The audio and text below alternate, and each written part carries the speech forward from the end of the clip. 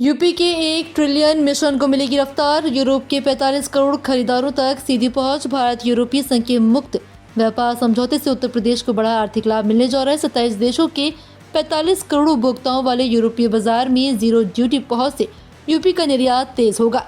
कानपुर आगरा का लेदर उद्योग, सहारनपुर मुरादाबाद का हस्तशिल्प, भदोही की कालीन और नोएडा का इलेक्ट्रॉनिक सेक्टर वैश्विक प्रतिस्पर्धा में मजबूत होंगे। कृषि एवं फूड प्रोसेसिंग में भी नए अवसर खुलेंगे। विशेषज्ञ मानते हैं कि यह समझौता यूपी को 1 ट्रिलियन अर्थव्यवस्था के लक्ष्य की ओर तेजी से ले जाएगा।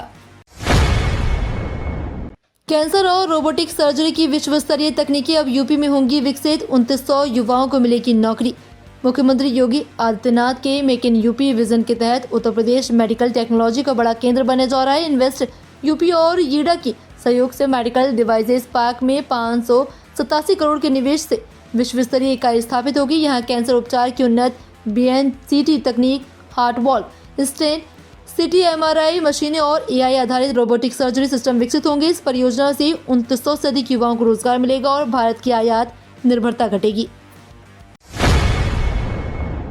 भारत EU FTA से यूपी के चमड़ा और हस्तशिल्प उत्पादों के लिए खुला यूरोपीय बाजार, युवाओं को मिले गए रोजगार। भारत और यूरोपीय संघ के बीच हुए मुक्त व्यापार समझौते से उत्तर प्रदेश के निर्यातकों को बड़ी राहत मिलेगी। शून्य ट्रैफिक के चलते कानपुर आगरा के चमड़ा और फुटवेयर, सहारनपुर का लकड़ी शिल्प, मुरादाबाद का पीतल और भदोही के कालीन यूरोपीय बाजार में अधिक प्रतिस्पर्धी होंगे। 45 करोड़ उपभोक्ताओं तक सीधी पहुंच से उत्पादन और निर्यात बढ़ेगा। नोएडा, ग्रेटर नोएडा के इलेक्ट्रॉनिक्स उद्योग को फायदा होगा। इससे MSME, महिलाओं और युवाओं के लिए नए रोजगार अवसर सृजित होंगे। यूपी के गांव में जल्द पहुंचेगा शुद्ध पानी। अंतिम चरण में 40,000 पेयजल योजनाओं का काम। उत्तर प्रदेश के सभी गांव में जल्द ही नल से शुद्ध पेयजल उपलब्ध होगा। जल जीवन मिशन के तहत प्रदेश में 40,000 से अधिक ग्रामीण पेयजल योजनाओं का निर्माण कार्य अंतिम चरण में है। योजनाएं पूरी तरह से नियमित जलापूर्ति शुरू की जाएगी। जल शक्ति मंत्री स्वतंत्र देव सिंह ने बताया कि बुंदेलखंड और विंध्य क्षेत्र के अधिकांश गाँव में काम पूरा हो चुका है। वर्तमान में 85% से अधिक ग्रामीण परिवारों तक नल से पानी पहुँच चुका है। योजनाओं का संचालन 10 साल तक एजेंसियां करेंगी और अधिकतर योजनाएं और सौर ऊर्जा आधारित होगी। यूपी में कारोबार करना होगा और भी आसान। नियमों के सरलीकरण के लिए आवास विभाग ने बनाई कमेटी। उत्तर प्रदेश में इज ऑफ डूइंग बिजनेस को और मजबूत करने की दिशा में आवास और शहरी नियोजन विभाग ने बड़ा कदम उठाया। Compliance, reduction and D regulation phase 2 को लागू करने के लिए एक समिति का गठन किया गया। समिति 1 सप्ताह में रिपोर्ट सौंपेगी। इसके आधार पर 2 महीने में कार्रवाई पूरी होगी। समिति की अध्यक्षता सचिव आवास करेंगे, जबकि लखनऊ, गाजियाबाद और वाराणसी के उपाध्यक्ष सदस्य होंगे। पहले चरण में यूपी को देश में पहला स्थान मिल चुका है। शहरी परिवहन को मिलेगी रफ्तार। 1225 AC बसों को खरीद को मंजूरी। उत्तर प्रदेश में शहरी परिवहन व्यवस्था को मजबूत करने के लिए सरकार ने 1225 नई वातानुकूलित इलेक्ट्रिक बसें खरीदने का फैसला किया। मुख्य सचिव SP गोयल की अध्यक्षता में हुई बैठक में से मंजूरी दी गई है। ये बसें वर्तमान में चल रही हैं। 1144 डीजल और CNG बसों की जगह लेंगी। साथ ही 16 नगर निगमों में 272 पब्लिक चार्जिंग स्टेशन विकसित होंगे। 15 शहरों में इलेक्ट्रिक बसों के लिए कार्बन क्रेडिट प्रोजेक्ट भी लागू किया जाएगा, जिससे प्रदूषण घटेगा और अतिरिक्त आय होगी। दावोस में यूपी का जलवा, 3 लाख करोड़ के निवेश प्रस्ताव। स्विट्जरलैंड के दावोस में वर्ल्ड इकोनॉमिक फोरम की 56वीं बैठक में उत्तर प्रदेश को बड़ी सफलता मिली। यूपी सरकार को 2,92 करोड़ से अधिक की निवेश प्रस्ताव प्राप्त हुए हैं। वित्त मंत्री सुरेश कुमार खन्ना ने बताया कि 55 से अधिक वैश्विक कंपनियों के साथ 119 बैठकों के बाद 31 MOU पर हस्ताक्षर किए गए। इनमें डेटा सेंटर, नवीकरणीय ऊर्जा, मैन्युफैक्चरिंग, डिफेंस, लॉजिस्टिक और हेल्थ केयर जैसे क्षेत्र शामिल हैं। ग्रेटर नोएडा में 1 गीगावाट AI डेटा सेंटर सबसे बड़ा प्रस्ताव रहा। गोरखपुर जनता दर्शन में CM योगी सख्त, भूमाफियाओं का चेतावनी। गोरखपुर में जनता दर्शन के दौरान मुख्यमंत्री योगी आदित्यनाथ ने अधिकारियों को सख्त निर्देश दिए। उन्होंने कहा कि यदि किसी की जमीन पर दबंग या भूमाफियाओं ने कब्जा किया है तो उसे तत्काल कब्जा मुक्त कराया जाए और दोषियों को बख्शा नहीं जाए। CM ने करीब 150 लोगों की समस्याएं सुनते हुए भरोसा दिलाया कि किसी के साथ अन्याय नहीं होने दिया जाएगा। पारिवारिक विवाद, राजस्व और पुलिस मामलों में निष्पक्ष कार्रवाई के निर्देश दिए गए। इलाज के लिए आर्थिक सहायता मांगने वालों को भी त्वरित मदद का आश्वासन दिया गया। यूपी एडेड स्कूलों के शिक्षकों कर्मचारियों को बकाया भुगतान में राहत। उत्तर प्रदेश के अशासकीय सहायता प्राप्त माध्यमिक विद्यालयों में कार्यरत शिक्षकों और शिक्षणेतर कर्मचारियों को लंबे समय से लंबित बकाया भुगतान में बड़ी राहत मिली। शासन ने भुगतान और अनुमन्यता की प्रक्रिया सरल कर दी है। फाइलें शासन स्तर भेजने के लिए अनिवार्यता समाप्त कर दी गई है। 2 लाख रुपए तक के भुगतान जिला विद्यालय निरीक्षक, 4 लाख तक मंडलीय संयुक्त शिक्षा निदेशक और 8 लाख तक अपर शिक्षा निदेशक स्तर से निस्तारित होंगे। इससे भुगतान में तेजी आएगी और अनावश्यक देरी खत्म होगी।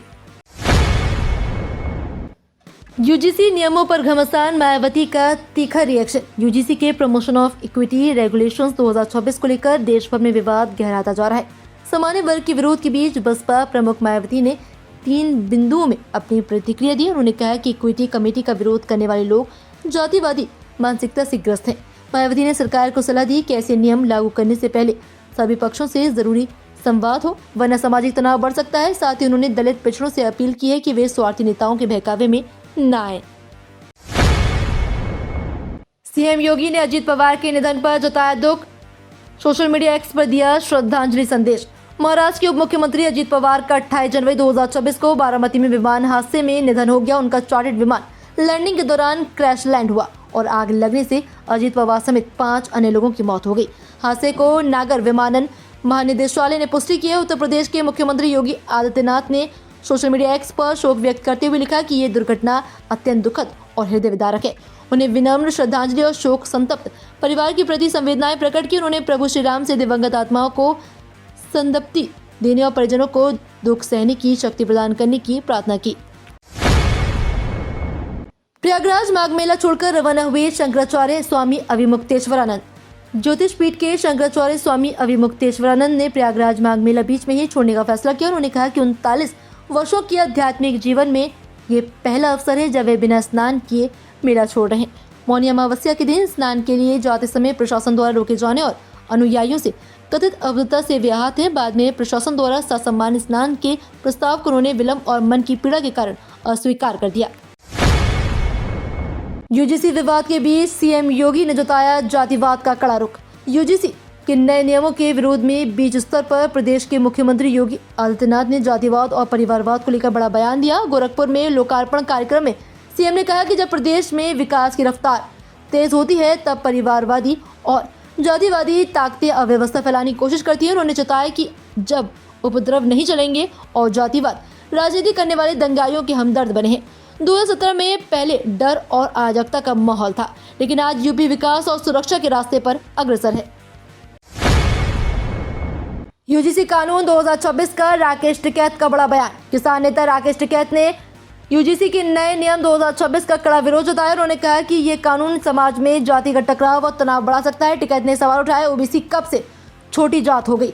रहन सहन में बड़े साहब और आरक्षण के लिए छोटे बन जाते हैं। उनका मानना है कि ये नियम पहले से मौजूद सामाजिक दरार को और गहरा करेगा। 13 जनवरी 2026 को लागू यूजीसी नियम के तहत SC, ST, ओबीसी, महिला, दिव्यांग और अल्पसंख्यकों के लिए शिकायत निवारण सेल बनाई जाएगी। जनरल वर्ग को लगता है कि कानून का दुरुपयोग हो सकता है।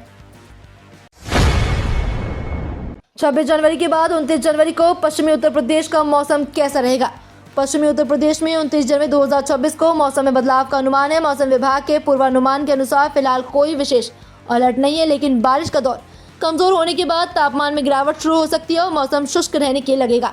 इससे ठंड का असर बढ़ सकता है। सुबह शाम में न्यूनतम तापमान सामान्य से कुछ कम रहने की संभावना है। मौसम में वर्षा के बाद ठंड लौटने के संकेत है, लेकिन भीषण बारिश या तूफान की चेतावनी इस दिन के लिए नहीं दी गई है। तो ये थी आज की 15 फटाफट खबरें। अगर आपको वीडियो पसंद आया तो वीडियो को लाइक, शेयर व कमेंट जरूर करें। धन्यवाद।